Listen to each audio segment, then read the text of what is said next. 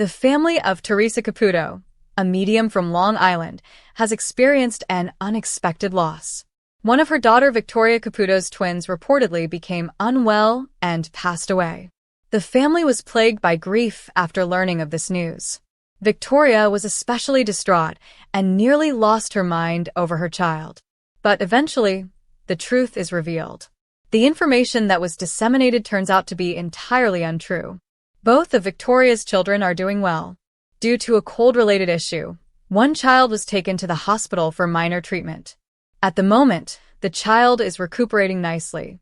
Thus, the family was finally relieved because the two small souls were safe in their mother's arms, despite the fact that a false report had led them to endure great sadness. The public had long been aware of the Caputo family. Cameras and news reports frequently accompanied Theresa Caputo, the well-known Long Island medium. Theresa never imagined that her family would be the subject of a damaging rumor, but she had become used to the attention over the years, both the praise and the criticism. On a calm Sunday morning, it all started. Theresa's phone started buzzing nonstop while she was enjoying her coffee at her Long Island kitchen table. Notifications, calls, and texts were coming in fast. Condolences and consoling words were being sent by friends, acquaintances, and even distant relatives. Theresa opened one of the texts, bewildered. "I deeply regret Victoria's passing. The suffering she must be in is beyond my comprehension. Please convey my prayers to her." Theresa stopped. Her stomach fell with her heart. What's lost? What was the topic of their conversation? She called her daughter Victoria in a panic. Victoria's phone was already buzzing nonstop on the opposite side of town. When she answered her mother's call, she was pacing the nursery while holding one of her twins. "What's going on, Ma? What are others saying about my children?" Her voice broke in terror. In an attempt to regain her composure, Theresa inhaled deeply. "I'm not sure, darling. However, the internet claims that one of the twins died." Her voice faltered as she spoke.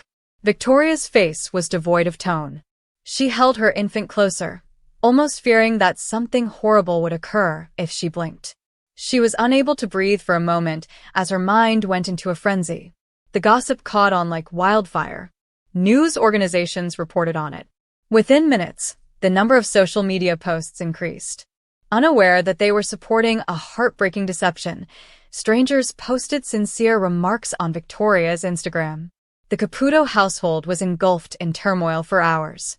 Victoria was so distraught and overwhelmed that she was unable to stop crying. They said something like this, but how?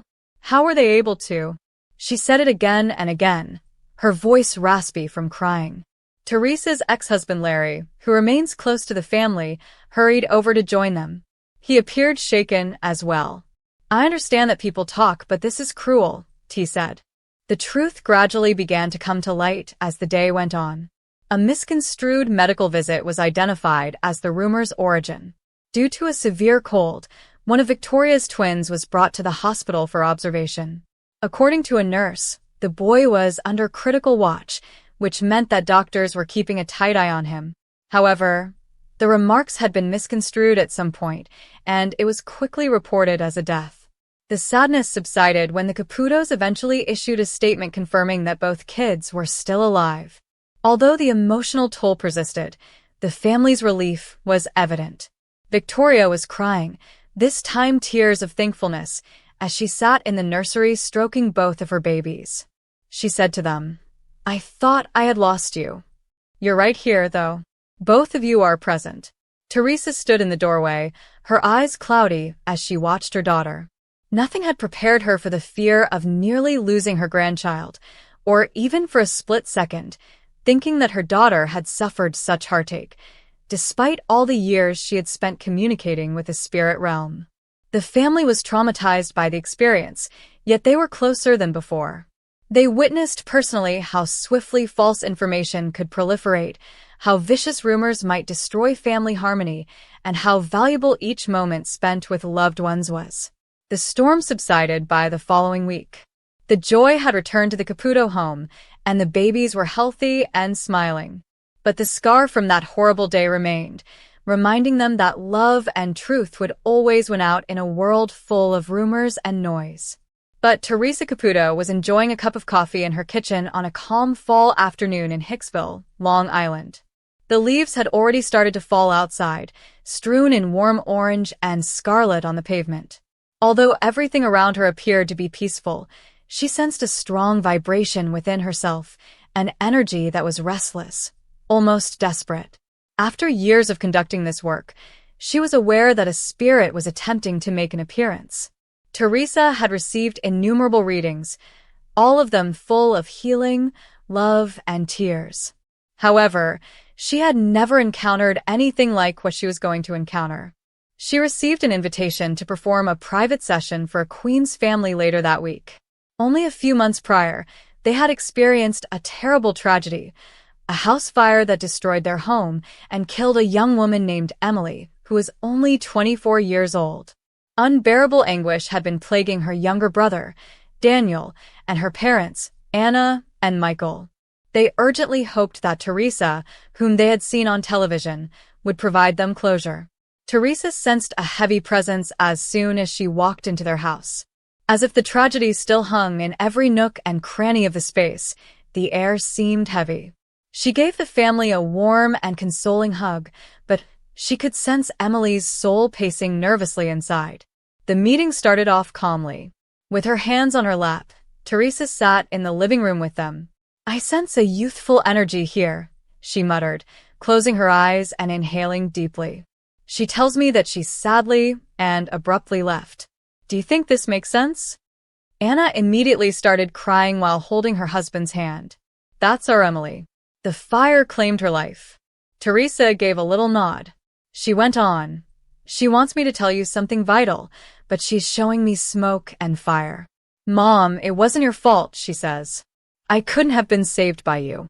Anna started crying hysterically and broke down. She had been living with guilt for months, feeling that she ought to have done something different, like dragging Emily out of the house sooner. Theresa's remarks broke the barrier of pain she had erected around herself. The reading didn't end there either. With tears in her eyes, Theresa abruptly gripped her chest. She claims that she purposefully lingered behind in an attempt to get the dog out.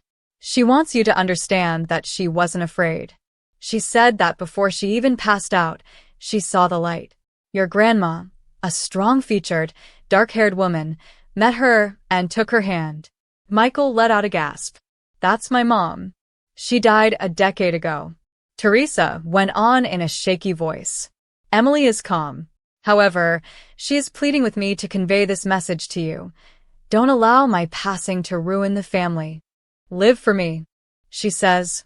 "Laugh for me." She doesn't want you to spend every night in the solitude of sorrow. She desires that you honor her life rather than the tragedy. The younger brother, Daniel, who had been sitting quietly, eventually said something. "Is she aware that I was the one who was unable to reach her bedroom in time?" Under the strain of survivor's remorse, his voice broke. Theresa said, "She already knows," as her face softened. "Stop blaming yourself," she adds. "You made an effort. I noticed you. I cherish you." Overwhelming emotion engulfed the room. The family experienced a wave of calm for the first time since Emily's passing. It didn't make the agony go away, but it offered them something stronger. The knowledge that Emily was still there, guiding and protecting them. However, just as Theresa was about to end the meeting, an odd incident occurred. Emily's voice was clearer to her than any spirit she had ever heard.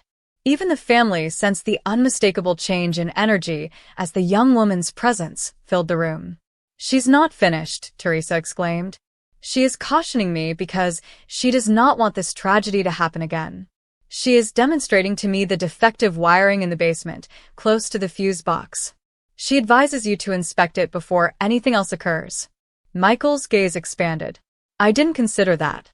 The contractor stated that the electrical system may have been the source of the fire, but we have been residing at my sister's house ever since." Theresa gave a strong nod. "She is adamant. Do this for her, please. She is now using it to keep you safe." Hugs, emotions, and appreciation marked the end of the session. However, the incident lingered in Theresa's mind for weeks. In her line of work, she frequently seen tragedies, But this instance made her realize why she performed what she did, to provide consolation, closure, and occasionally even warnings from the other side. Theresa prayed quietly in gratitude to Emily as she drove back to Long Island, the autumn sun lowering behind her. "I appreciate you entrusting me with your message. Rest in peace, my love." Theresa sat by herself in her kitchen once more that evening. She wasn't considering her drink, even if the coffee was still warm. She was contemplating death, life, and the tenuous bond that held them together. She came to see that tragedy changes but never really ends. Hope, healing, and the indisputable evidence that love endures are all part of that metamorphosis. But the streets were silent on this cold October night in Long Island, yet there was an air of unspoken expectation in the air. At her home office, Theresa Caputo, often referred to as the Long Island medium, had just wrapped off a day of in-person readings.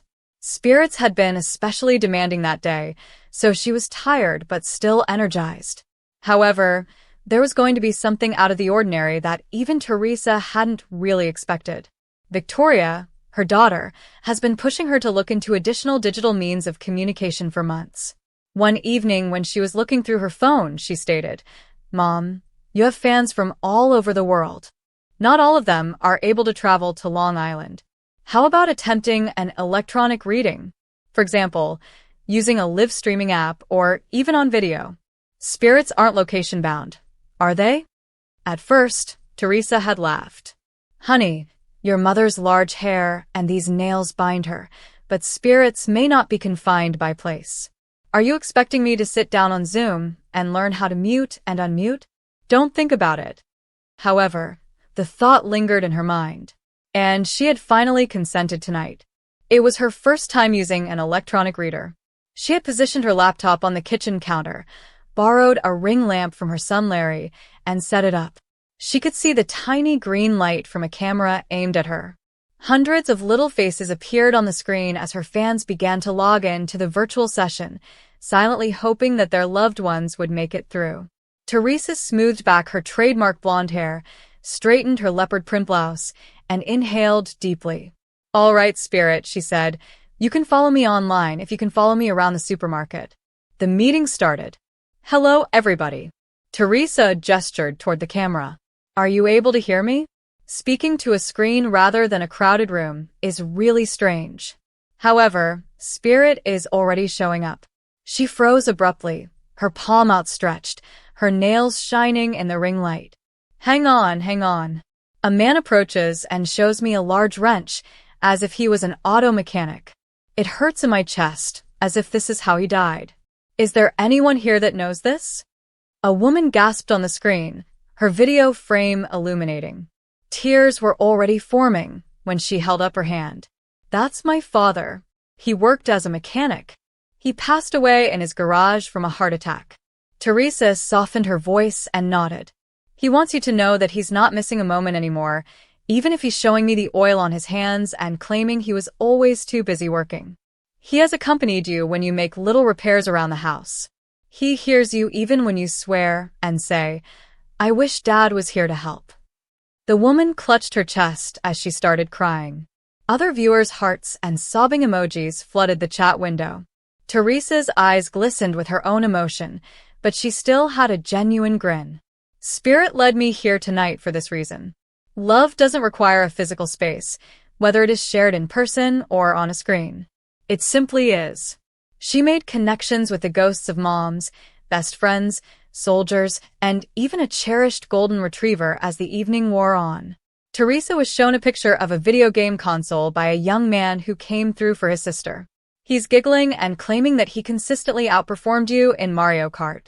He wants you to know that he still cheats, but this time he does it by forcing your Wi-Fi to cut off when you're playing online." Everyone in the group burst out laughing. There was delight despite the tears. Midway through the session, however, an unforeseen event occurred. Theresa had a surge of energy that was unlike anything she had ever experienced. Her ears rang, and her chest constricted. She put a palm over her heart and closed her eyes. "Oh God," she muttered. "This place has a spirit that isn't associated with any one of you. This feels like a group effort." There was silence on the screen. Hundreds of people watched, leaning closer. I see hospitals. Machines that beep. Many hands were held, but many more were unable to be held because the room was off-limits to individuals. Isn't this about the pandemic? The conversation erupted. Messages were typed simultaneously by dozens of people. My grandma died alone in the hospital. I lost my husband in 2020. My mom passed away from COVID. Theresa's tone faltered. Everyone is present. Each and every one. I can see people clapping on balconies, candles being lit in windows, and dinner tables with vacant seats. They wish for you to know that they did not abandon our earth. Angels carried them when you couldn't, the spirits tell me. They heard it each time you spoke their name, lighted a candle, or said a prayer. It was electric energy. The affection was evident even via a laptop screen. People were sobbing, nodding, and displaying pictures on their webcams as though they wanted their loved ones to see them. Theresa sat back with her makeup streaked with tears. This whole computerized thing confused me. However, Spirit just shown me and all of you something. Distance doesn't matter to connection. Has no interest in screens. Love and spirit can be found everywhere. And this is what you all needed to hear tonight. Each reading was more poignant than the last during the over 2-hour-long session. Theresa shut down her laptop and sat quietly at her kitchen counter when it was over. Aside from the refrigerator's hum, the home was silent. She poured a glass of wine for herself and muttered to herself, I'm grateful, Spirit. I suppose I will have to get a better Wi-Fi package for myself. Theresa claimed to have felt dozens of hands softly resting on her shoulders, a gentle embrace from the other side, even though she was alone herself in her kitchen. That night, love had spread farther than anybody could measure, over hundreds of homes connected solely by electronic impulses. But excitement was in the air in Hicksville, a little town. Theresa Caputo, the well-known Long Island medium, performed live at the community theater not often. Flyers had been strewn all over coffee shops, restaurants, and even the neighborhood florist's front window for weeks, inquiring as to whether Theresa could actually accomplish her claim of connecting the living with the deceased. Families, couples, and skeptics all purchased tickets. Margaret Donnelly, a woman in her early 50s, was seated among the audience. Her hands were clenched over the strap of her purse as she curled herself into the back row. She wasn't there for amusement. It wasn't curiosity that brought her there. A gnawing loneliness that had gripped her since the unexpected death of her son, Daniel, 3 years prior, was the reason she came there. At just 22, Daniel was a vibrant, gregarious, and ambitious young man. Margaret's world had been devastated by his vehicle tragedy. Margaret's grief had only become worse, despite everyone around her saying that time would make the anguish go away. It was the unsolved questions, not only the loss, that tormented her the most. Was he hurt? Did he storm out because he was upset with her over their most recent argument? Was he aware of her affection for him? She came here tonight for that reason. She had to know. With her blonde hair teased into its typical dramatic volume, Theresa Caputo onto the stage wearing her trademark high heels as the lights went down. She welcomed the crowd with a blend of warmth and humor. Theresa held her hand over her heart and murmured, All right, spirit is already beginning to come through. I'm not sure who this is for yet, but I'm experiencing a horribly sudden surge of young masculine vitality that vanished in an instant. Who among us lost a brother or son, unexpectedly? Margaret's heart almost stopped beating. Her chest grew constricted. People moved and looked at each other around her. Then Theresa gestured to the rear. She met Margaret's eyes and murmured, Dear, I'm being drawn straight to you. Are you aware of this? Margaret's tone faltered. Indeed. My son, Daniel. Theresa's face became softer. Once more, she put her hand lightly on her chest. Honey, he's coming forward with such strength. Immediately, he wants me to inform you that he did not suffer. Do you get that? It was as though the lights had suddenly gone out, he added. Hurry. Come. He wants you to stop visualizing the accident the way you do. Margaret's eyes were filled with tears. She had been having night terrors of shattered glass and twisted metal for years. She felt as though a burden had been lifted from her chest as she heard those words. Theresa went on, her tone suddenly lighthearted. But he's also saying, Mom, stop blaming yourself. Before he departed, he said that you were shouting at him over something like being late or failing to clean up. He's giggling and asking, Mom, really? It was nothing. He wants you to know it was not the final word between you. I wasn't mad. Margaret let out a gasp. She had been troubled by that very thing. She vividly recalled their disagreement, including her scathing remarks about his disorganized room and his annoyance at being constantly pestered. Then he had drove away, slamming the door. He vanished a few hours later. I thought he hated me, Margaret muttered through her tears. I believed that was how he passed away. Theresa gave a hard shake of her head. No, my love. He is currently giving you a hug from the opposite side. I love you, Mom, he says. That was a pointless dispute.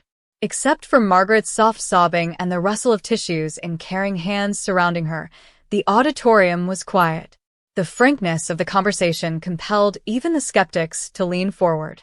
Theresa cocked her head, as though she was paying attention. He's also using music to demonstrate something to me. Did he enjoy singing or playing the guitar? Margaret's eyes got bigger. Indeed. Along with his mates, he played guitar in a band. Mom, he says he still plays. The music goes on the other side. What do you hear when you hear that one song? He asks. He's humming, but hold on, isn't that Wish You Were Here? By Pink Floyd? Margaret gripped her chest tightly. Daniel's favorite song was that one. Since his passing, she had stayed away from it since it made her cry too much. Theresa clarified. He says that song is his way of letting you know he's around when it comes on. You can feel him strumming along while seated next to you. The crowd whispered. Some even wiped away their own tears. Margaret, overcome, nodded. Daniel wasn't finished, though. Theresa leaned closer, suddenly serious. He is also displaying a letter to me. After he passed away, did you find anything he wrote? Or perhaps you haven't yet gone through everything. Margaret blinked, perplexed. I have his belongings in a box in the attic. I was unable to bear to go through it all.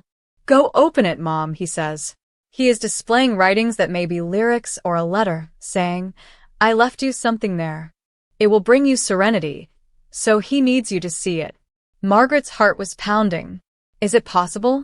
Had she never seen what Daniel had left her? For Margaret, the approximately 15 minutes that the session lasted seemed like only a few seconds. Theresa's words were like water to her thirsty soul. Apologies for leaving too soon, assurances of love, and assurances that he was happy and free were all delivered by Daniel through the medium with such clarity. He wants to end with this, honey. Stop looking for me in the dark places, Theresa remarked with a final sweet grin. Seek me out in the light. I'll be by your side the entire time. Margaret's hands were shaking as she sobbed aloud. She had come here in a frantic search for answers, and she had discovered them tonight. After the throng dispersed and the event came to a close, Margaret sat in her car for a while before turning on the ignition. Daniel's favorite song was playing in the background as she drove home in silence. She opened the dusty box that night after climbing into the attic. She discovered a folded piece of paper inside, under old notebooks and concert flyers. It was written by Daniel. She could still make out the words, although they were obscured by her tears. Never forget how much I adore you, Mom. I want you to smile and know that I'm always here when you read this one day. Margaret cried, this time from a profound, overpowering sense of relief rather than agony, as she pressed the letter to her chest. Her curiosity had been satisfied.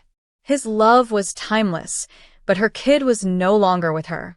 And knowing that Daniel was right there, keeping watch over her, Margaret gave herself permission to sleep soundly for the first time in 3 years. Hi everyone, welcome to my channel. My name is Mina, and I hope you're having a great day. Remember to subscribe to the channel if you enjoy the video.